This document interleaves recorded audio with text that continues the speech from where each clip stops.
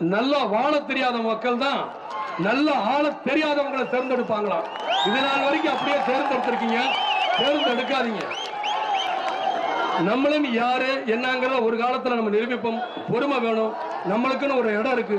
அது என்னைக்கோ அன்னைக்கு நாம பார்ப்போம். அது வரைக்கும் நம்ம பொறுமை காக்கணும்.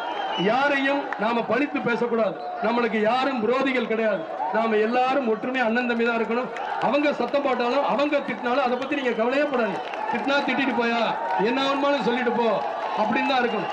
நம்ம எல்லாமே நல்ல வழியில போகணும். இதுவரைக்கும் இருந்த அரசியல் வரலாறு வேறு, விஜயகாந்த் நடத்த போகும் அரசியல் வரலாறு வேறாகத்தான் இருக்கும்.